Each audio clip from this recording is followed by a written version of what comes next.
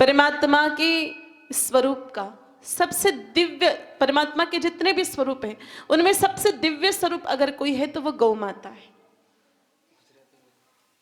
आप सबके मन में एक प्रश्न चल रहा होगा कि इस गाय माता जी का प्राकट्यकरण कैसे हुआ है, गाय माता इस धरातल पर कैसे पधारे हैं। मैंने आपको कल भी कहा था मेरे भाई बहनों कि गाय माता पर क्रियाकलापों का कोई भी असर नहीं होता है। गाय माता योनितीत है, गाय माता 84 लाख योनियों का विषय नहीं है। तो इस धरातल पर मेरे भाई बहनों गौ माता का प्राकट्यकरण कैसे हुआ, चलो इस पर चर्चा कर लेते हैं। एक बार मेरे भाई बहनों गौलोक में, मेरे भाई बहनों लोक भी अनेकों तरह के हैं। ये पृथ्वी लोक है, नरक है, पाताल है, सुतलोक है, नागलोक है, और सबसे श्रेष्ठ लोक अगर कोई है तो वो गोलोक है। जितने भी लोग इस ब्रह्मांड में सबसे श्रेष्ठ कोई है तो वो गौलोक है। इंसान सामान्यतः मरने के बाद स्वर्ग जाने की इच्छा रखता है। आप में से कितने लोगों को मेरे भाई बहनों स्वर्ग जाना है, जरा हाथ ऊपर करना। एक। और बाकियों को कहाँ जाना है? अच्छा, वैकुंठ जाना है किस किस को है? वैकुंठ वाले हाथ ऊपर करो। नरक किस किस को जाना है?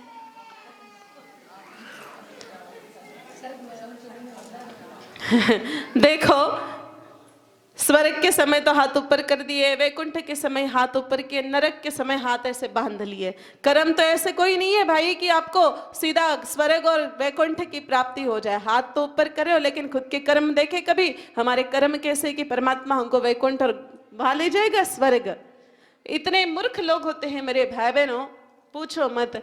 अगर फलाना चंद जी की मृत्यु हो जाए, फलाना सिंह जी की मृत्यु हो जाए, मौत के बाद में तुरंत मेरे भाई बहनों दूसरे दिन घर में फोटो टांग देते हैं, वैकुंठवासी श्री फलाना सिंह जी। फलाना सिंह जी के काम देखे, आखिर जिंदगी भर तो खोटे कर्म किए, काय के वैकुंठ में जाएंगे, काय के स्वर्ग में जाएंगे। देखो, थोड़ी सी हमारी सत्य बोलने की आदत है। ये ऐसा नहीं होता है आपके स्वर्ग में लिखने से या आपके वैकुंठ में लिखने से या आपके लेबल लगाने से किसी को स्वर्ग या वैकुंठ की प्राप्ति नहीं होती है। मनुष्य के कर्म ही उसको स्वर्ग या वैकुंठ में पहुंचाने का काम करते हैं। तो स्वर्ग और वैकुंठ के लिए तो आप लोगों ने हाथ ऊपर कर दिए माताओं, लेकिन कुछ वैसे तैयारी भी करो, है ना। हाथ ऊपर करने से नहीं मिलेगा। मैं कोई परमात्मा को नहीं जाके बोलूंगी कि इनको वैकुंठ बुला लो। देखो, अपने कर्म अच्छे करो, परमात्मा स्वतः ही बुला लेंगे। तो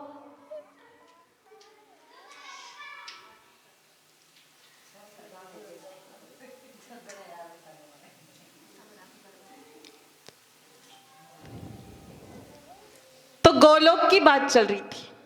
गोलोक में मेरे भाई बहनों देवता भी नहीं विराजते, देवताओं के भी वहां आने का, देवताओं को भी वहां जाने का अधिकार नहीं है। गोलोक कितना श्रेष्ठ है। गोलोक में साक्षात भगवान श्री कृष्ण अपनी राधे रानी के संग विराजते हैं, यमुना रानी के साथ विराजते, और वहां गौ माताएं नित्य विराजमान है। वहां गाय माताओं का मेरे भाई बहनों दिव्य स्वरूप विराजमान है। तो ऐसी ये गोलोक की घटना है। आप कहोगे ठाकुर जी द्वापर वाले नहीं, जो मुख्य प्रमुख अवतार है जो गोलोक में विराजमान है। तो एक बार मेरे भाई बहनों ठाकुर जी राधे रानी को निहार रहे थे, राधे रानी भगवान श्री कृष्ण के दर्शन कर रहे थे। अब देखो, देखने के भी 3 प्रकार होते हैं। पहला है देखना, दूसरा है दर्शन करना, और तीसरा है मेरे भाई बहनों निहारना। नजरों के भी बहुत फर्क पड़ता है। मैंने आपको पहले भी बोला कि जैसे नजरें बदलते वैसे नजारे भी बदल जाते हैं। मेरे भाई बहनों एक बात बताओ, आप लोग कभी उधर गए होंगे वृंदावन। वृंदावन में बाकी बिहारी जी निवास करते हैं। उनके आपने कभी दर्शन किए हैं? तो मेरे भाई बहनों ठाकुर जी को देखा जाता है कि दर्शन किए जाते हैं? दर्शन किए जाते हैं। वृंदावन के पास में मथुरा है, मथुरा के पास में आगरा है, आगरा में ताजमहल है। मेरे भाई बहनों कितने लोगों ने वहां क्या किया जाता है? ताजमहल को देखा जाता है कि दर्शन किए जाते हैं? देखा जाता है। कितने लोग जाके आए, जरा हाथों पर करना, ताजमहल कितने लोग देख के आए? अच्छा, इतने लोग वहां जाके देख के आए। क्या देखने गए थे? कुछ समझ में आया? मेरे भाई बहनों, आप में से कितने लोगों के घर ताजमहल रखा हुआ है?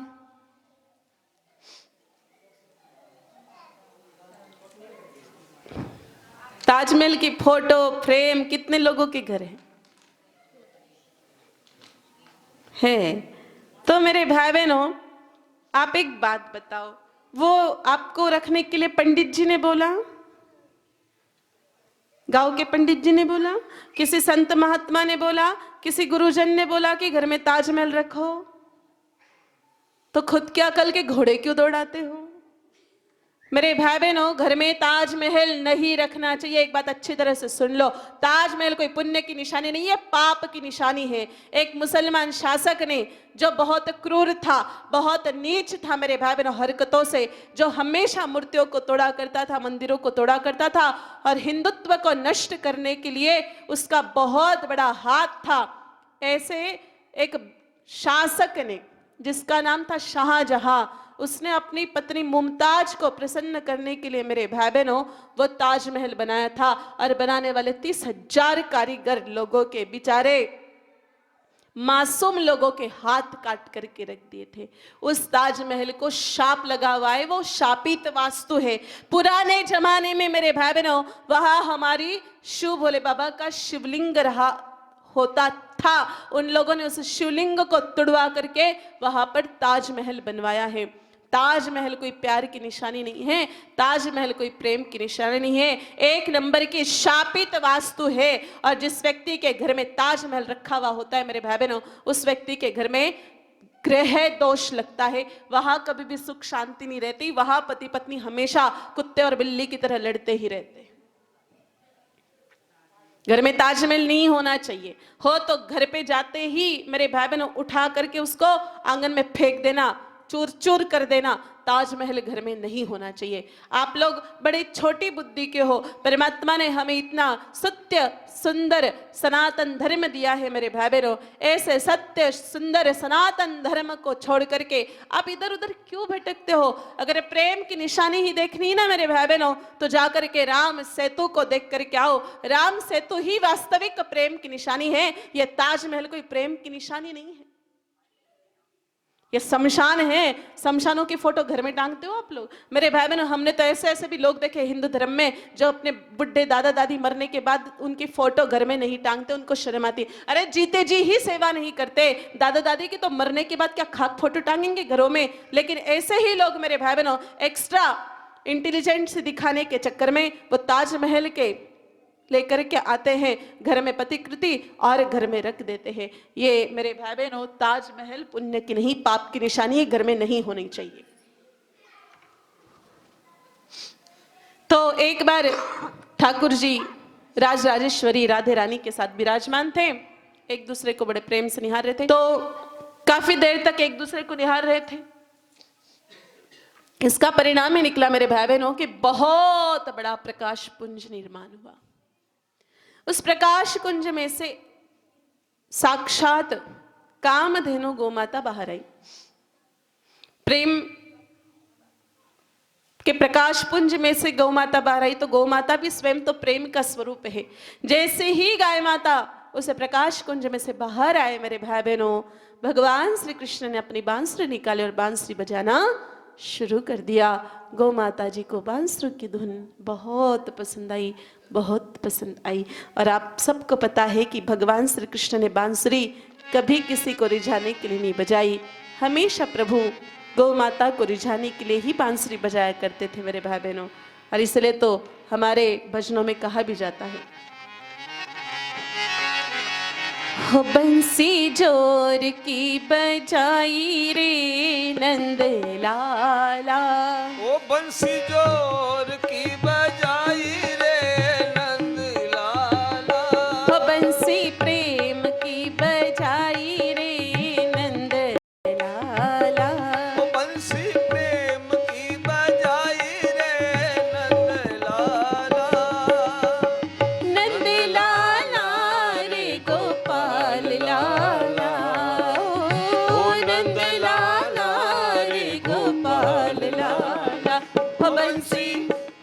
मुरली हो बंसी प्रेम की बजाई रे नंद लाला।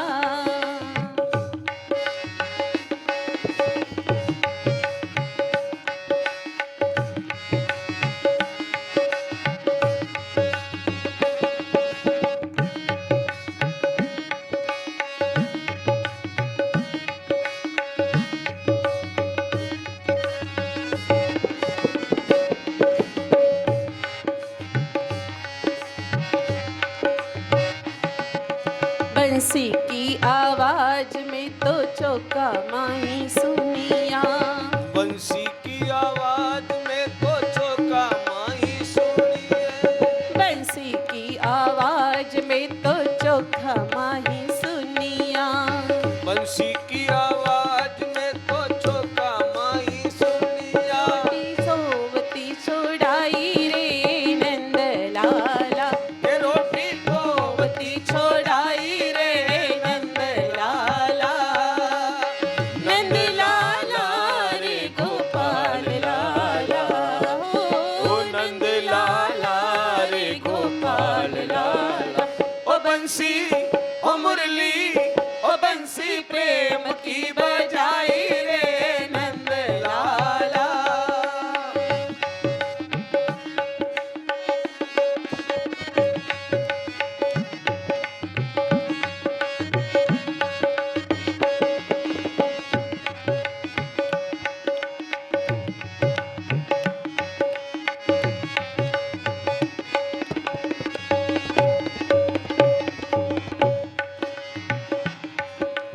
बंसी की आवाज में तो बाड़ा माही सुनिया।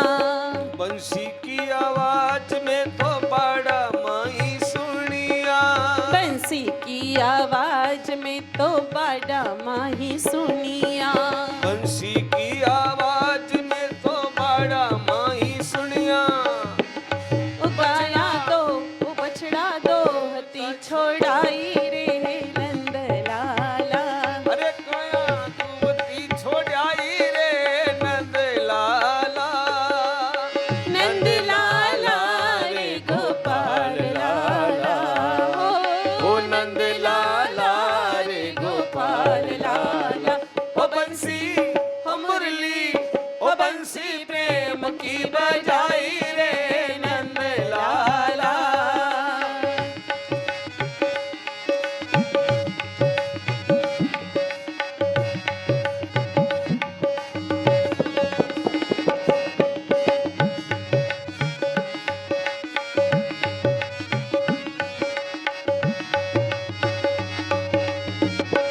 तो इस प्रकार से विभिन्न स्थानों पर बंसी की आवाज ठाकुर जी ने जब बंसी बजाई तब माताओं ने सुनी थी, गोपियों ने। तो परिणाम निकला, प्रकाश कुंज निर्माण हुआ। प्रकाश कुंज में से गौ माता निकल के बाहर आए। जैसे ही भगवान ने गौ माता को देखा, बांसुरी बजाई और बांसुरी की आवाज सुनकर के मेरे भाई बहनों, गौ माता ने अपने आप दुग्ध बहाना शुरू कर दिया। गौ माता को संगीत बहुत पसंद है मेरे भाई बहनों, इसीलिए हमारा जो बाड़ा होता है ना, वहां पर छोटा सा साउंड सिस्टम हम लोगों को लगाना चाहिए। अगर आप खुद ही बांसुरी लेकर के गौ माता को बांसुरी सुनाओ तो ये तो सबसे श्रेष्ठ बात है। जैसे हमारे कान्हा जी करते थे, ठाकुर जी करते थे। आज तो ऐसे भाव किसी के है ही नहीं मेरे भाई बहनों, लेकिन बहुत सारे गोभक्त अपने बाड़ों में, गौशालाओं में म्यूजिक सिस्टम लगाते हैं। वहां पर हमेशा बांसुरी की धुन बजती रहती है और गाय माताएं मेरे भाई बहनों उससे बड़ी प्रसन्न होती हैं। तो गौ माता जी का दूध बहने लगा। इतना दूध बहा, इतना दूध बहा, इतना दूध बहा मेरे भाई बहनों की पूरा क्षीर समुद्र ही भर गया। जैसे ही क्षीर समुद्र भरा तो वहां देवता और असुर सभी इकट्ठा हो गए। तो भाई इतना दूध है, इसका मंथन करते हैं, कुछ तो बाहर निकलेगा। घर में आधा किलो दूध होता है तो भी तो माता उसको जमा करके मत्ती है कि नहीं मत्ती है। तो वहां तो पूरा समुद्र दूध से भरा हुआ था मेरे भाई बहनों। तो उसका मंथन करने का विचार किया।